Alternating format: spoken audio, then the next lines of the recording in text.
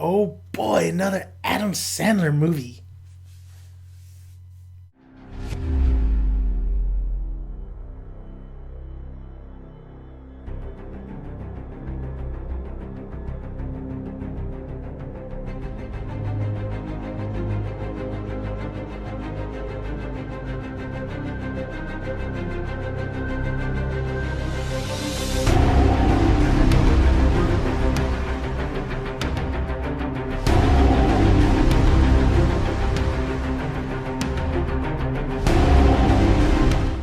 What's going on, guys? We are talking Pixels, the new Adam Sandler movie.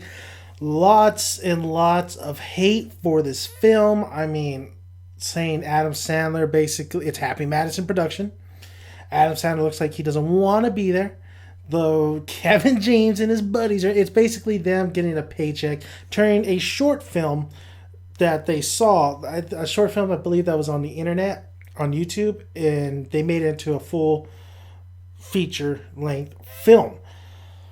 What can I say with Pixels? I don't hate it.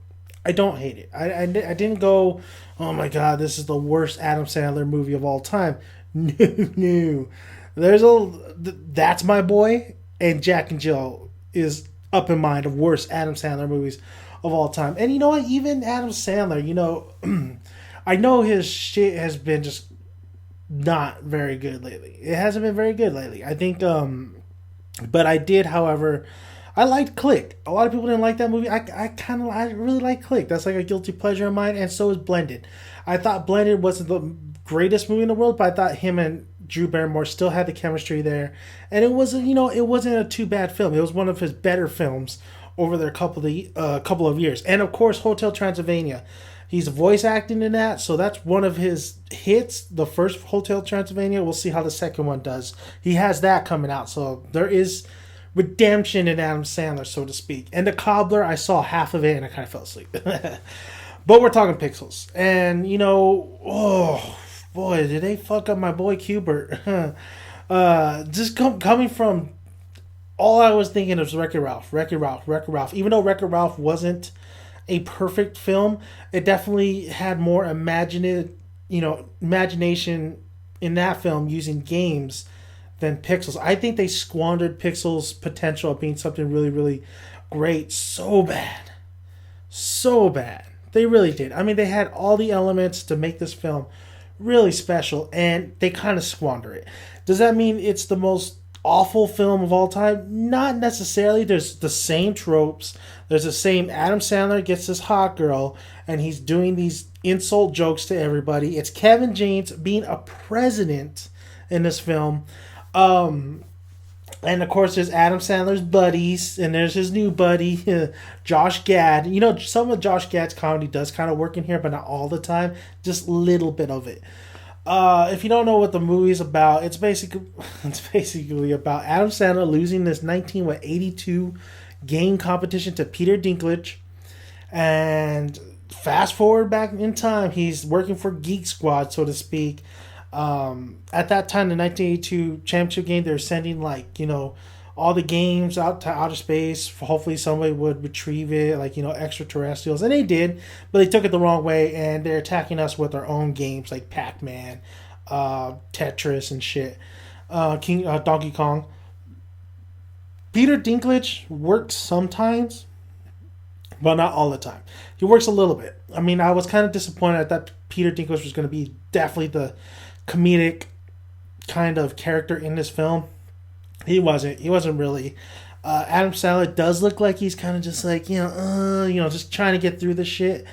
I wish Adam Sandler would bring more life into his films, because beforehand, like Billy Madison and all that, when he was younger, he was very lively. Even after the Billy Madison Happy Gilmore age, he's lively. He's lively. He's lively in his voice acting with Hotel Transylvania. So. And then he's really good in some dark comedy, kind of serious films I've seen him in. I did like Spanglish with him in it. I would like to see him not play the main star, but like a backseat to like a side character, so to speak. Funny People, I liked a little bit, but that movie just went on for days. So Adam Sandler, there's still something I see in Adam Sandler, and there's some things that work for Adam Sandler, especially like The Longest Yard. I kind of enjoyed that film. There's some things that work, but not all the time. Not especially in this film. This film felt like I was just bored with it. I was bored with it. I wasn't too entertained. The only entertaining parts were when they were fighting against these games like Centipede and stuff. But when I was watching this film, it's like, why didn't, if you wanted to get a team together, right? Why didn't they, they shouldn't have Adam Sandler, definitely, and this is Happy Madison, but they should have got a group of like a Ghostbusters type team of comedians in this movie. But however, it was all in the hands of Happy Madison and Adam Sandler. That was never going to happen. You're never going to have, I'm not talking about grown-ups. I'm talking about something more better than grown-ups, something with a smarter script. This script was just generic, plain. Everything about this movie was generic, plain, boring, nothing really lively about it. No heart, no initiative, no imagination in here. You could have done so much stuff with these characters, with these arcade games, but you didn't do anything with it. The stupidest scene, and a lot of people are talking about this, and I gotta agree. Like, this one just took me out of the film. Like, wait a minute, what? And that is when Josh Gad is like in love with one of these. I never played the game. This like this old kind of game where it has this chick with two swords and stuff, and she makes an appearance later on in the film, but she's not pixelated. She's pixelated at first, but then she turns human. Which I'm like, what? Why is this character? Why is this the only game character that's able to turn human just for the sake of him not banging a pixelated, pixelated character? It was so stupid. It was in the Q-word. I thought that was dumb. I didn't really hate this film, like I said, but it was really sad to see how squandered potential this film had. I mean, Adam Sandler, I don't know what's up with you, buddy. I don't know what's up with you. I mean, you have... I remember watching the Oscars, and you were actually in the segment, one of the Oscars, saying how you remember this and that. Oh, these whole Hollywood and this and that. It's all a paycheck to you. I'm tired of seeing that. I want to see something that you're interested in. I know he's trying to get vacations out of this, and it's kind of, people are yelling out scam or whatever. But it would be great to see Adam Sandler actually do something he really loves to do. I don't care if it's a comedy. I don't care if it's a dark comedy. I don't care if it's serious drama. What are you doing, man? What are you doing? This film is not the most. This is not the worst film of the year in my eyes. It's one of the most lazy, most squash potential, sad, pathetic film I've seen. I mean, that's all horrible words to say this is the worst film of the year, but it didn't feel like it. It just felt like, okay, I watched it, I'm done with it. Whatever. Whatever. There's way more worse films out there, but it really did feel like it was so much potential and it was just squash, and that's the sad thing about watching Pixels. That was the only sad thing about. Oh well, that is a sad thing watching Pixels.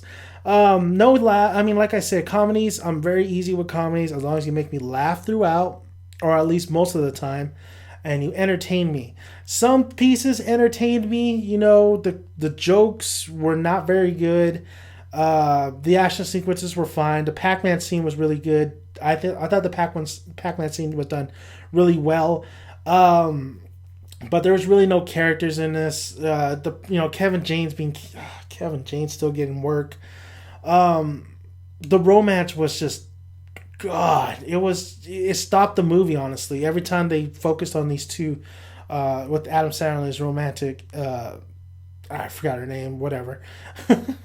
If you're not going to take the time to make me a good movie, then I'm not going to take the time to make you, to remember you guys' name. But the romantic aspect of this film just really stopped the film.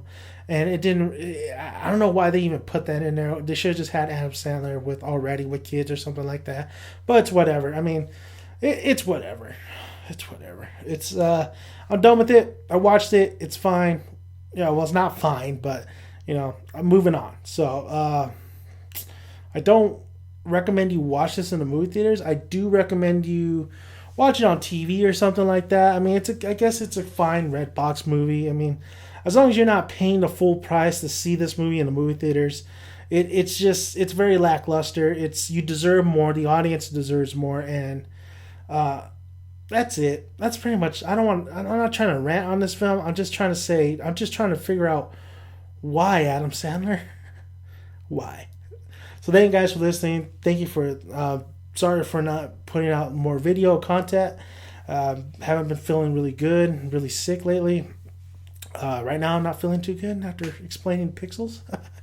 So subscribe if you haven't already. Like if you like the video, and comment below. And hopefully I'll have more videos out for you.